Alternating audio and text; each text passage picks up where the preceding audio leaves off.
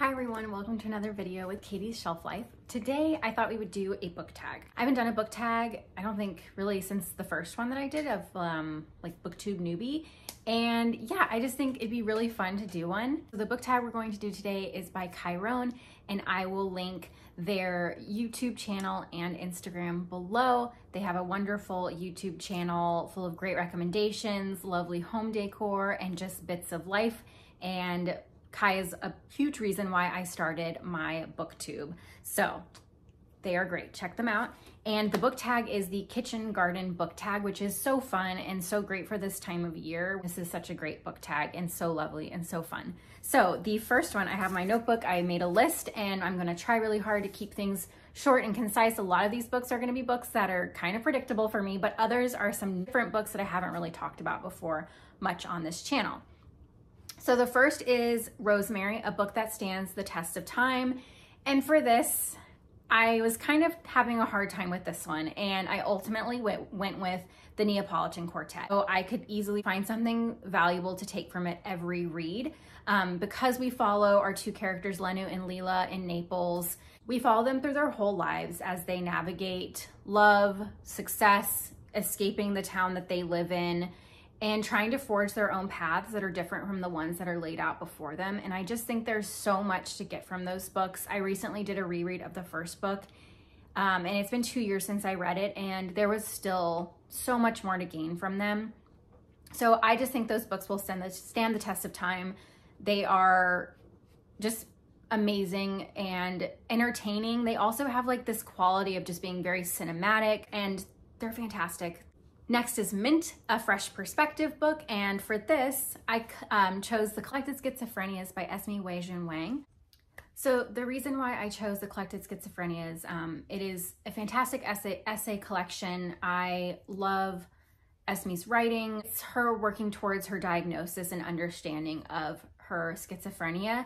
And the reason why this book is a fresh perspective is because it is destigmatizing a lot of the unknowns around what we perceive and what we understand as schizophrenia through media and other harmful like interpretations of it. She also discusses the way that higher education failed her while she was struggling, and that was really eye-opening in how different institutions tell you that they will help you, or say they will not hurt you for your own own mental health, and then the actual effects of that and how they will cut you off and treat you as an other. Really eye-opening to hear someone's experiences of this, and to read someone's experiences of this, and to be really open and honest with sharing the pain of that experience and how much of a struggle their daily life still is, and just being so open and vulnerable and willing to share that. I think it will benefit so many people to read and better understand any mental illness, especially schizophrenia, because it is so misunderstood and mislabeled. And I just think that this book is really great. It's refreshing, it is eye-opening, it is really important. Next up is Basil, a book set in the Mediterranean or written by a Mediterranean author.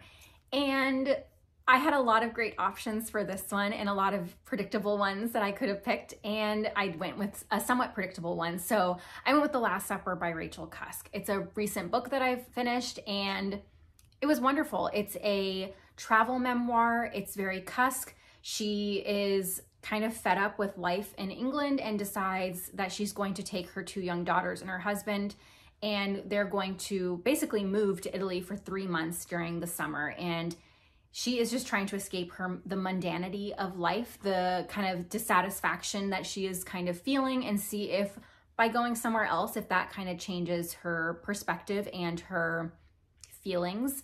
And yeah, I mean, when you go somewhere else or you move somewhere else, your troubles don't really leave you.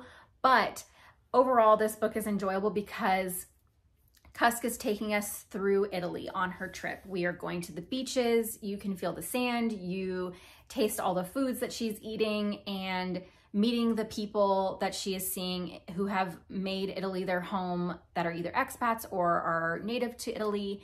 And you are also seeing all these amazing pieces of art through her eyes and her writing of them. And the connections that she is making between art and the self.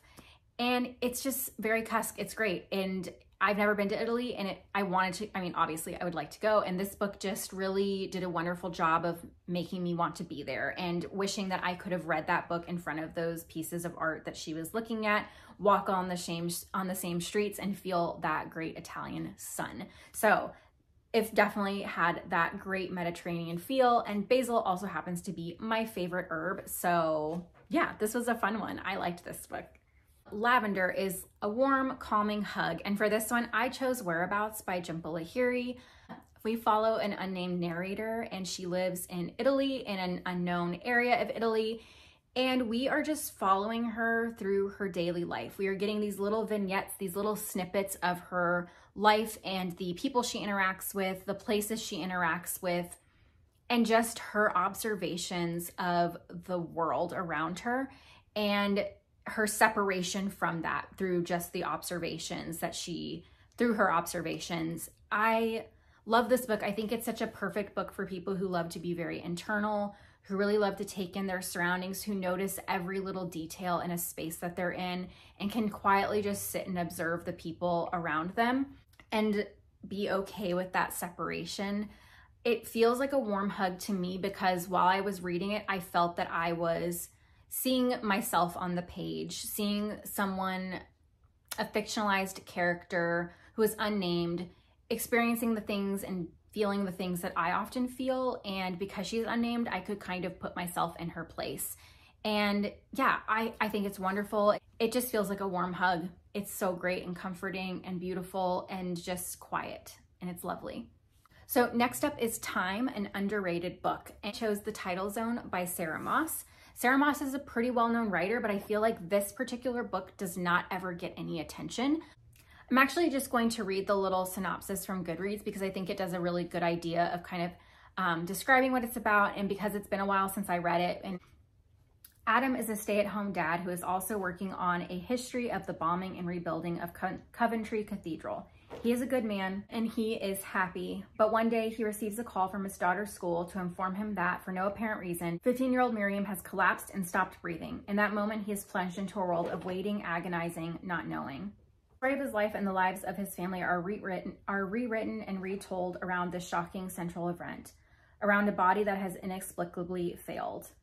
And it's just a really wonderful exploration of parental love, and also done through a father's perspective, which I feel like is rarely seen, and oftentimes I don't always gravitate to. I tend to gravitate towards stories from female motherly, traditionally motherly perspectives, and this one is from a father, and it just was really, really touching. It's also about the challenges of marriage. It's got all of the things that I typically look for in a novel, but it's done from the father's perspective.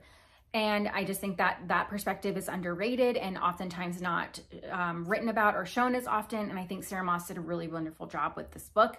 And it's really, really great. I highly recommend it. It is very quiet, but it is very, very beautiful. Cilantro, a hate it or love it. I happen to love cilantro, and my husband hates cilantro. And when I picked this book, we both had a little chuckle because we both love this book, but also feel that it is quite polarizing. I would maybe put it with like Infinite Jest and being like it's almost fun to hate it at this point. And it's House of Leaves by Mark Z. Danielewski. This book I read when I was 15 and I fell in love with it. And it is still one of those books that I will just always love. It has themes that I enjoy. It's just a love it book. And I feel like it's kind of polarizing, but I have a great time thinking about it and talking about it. So how to tell you what House of Leaves is about. It's been a long time since I've read it, so I don't really know how to describe it because the book is an experience. It's a piece of art in a way. It changes fonts, it changes perspective of how you read the book. It has images. It's kind of a mixed media reading experience, which isn't for everyone. A young family moves into a small home on Ash Tree Lane where they discover something is terribly wrong. Their house is bigger on the inside than it is on the outside. And basically that's all you need to know going in. You are going to be taken on this bizarre journey and follow this man as he traverses into the labyrinth of his own home and the terrifying ways that that has repercussions on his physical being and mental state. It is indescribable. You will either love the experience of reading it or you will be like, why am I doing this to myself? But I find it quite enjoyable. All right, Bergamot started out bitters that I was unsure about, but ended up loving. And honestly, that has to be Outlander by Diana Gabaldon. I was very unsure if I would like this series. It's like 9 or 10 books. They're all like 1,000 pages. And I was like, I'm gonna give the show a shot first, watch the first episode, and I went and bought the first book and I breezed through it. It is not a book I would typically go for. It is romance, but it is incredible.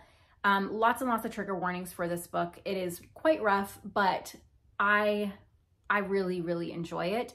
We follow Claire, who is a nurse during World War II, and we follow her as her and her husband Frank go on a honeymoon because they have been separated by the war for how many years, but they've been separated for a very long time, and they go to the Highlands in Scotland to kind of rekindle and reconnect.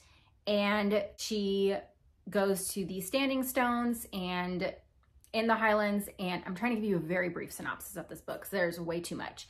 And she travels through the stones and ends up in the 1700s in the Highlands with a bunch of Scottish Highlanders. And it's great. It is romantic, it is hot, it is steamy, it is quite sexy. And also you're exploring this really interesting history, Scottish history that I did not know about.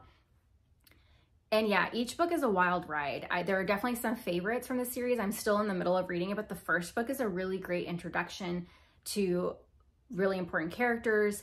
Claire is such an amazing character. She is smart, she is independent, and she is thrown into a relationship with a man named Jamie, and he is also his own interesting, complex character. And the dynamics between the two of them are just so well done. And it mixes time travel, history, romance. It was a book I did not think I would like at all, and I didn't understand how any of those topics could mesh together to create such an amazing story, but I love it. I'm in, I'm sold, I'm gonna be along for the ride for a very long time. So yeah, if you're hesitant on Outlander, go watch the show. If you enjoy the show, go pick up the book. But yeah, those are my recommendations for the Kitchen Garden book tag. And if you have any questions about any of these and you want to chat about them, please leave me a comment. Anyone can do this tag. I won't tag anybody, but you are all welcome to do it. I think it'd be really fun. You can post a photo on Instagram if you don't have a YouTube channel. If you want to create a video, that is awesome and would be great to watch. And yeah, I hope that you enjoyed this video. Make sure you give Kai a follow on Instagram and YouTube. And yeah, thanks for being here. Happy reading, and remember to take care of yourself and to always be kind. And I'll see you in the next video. Bye.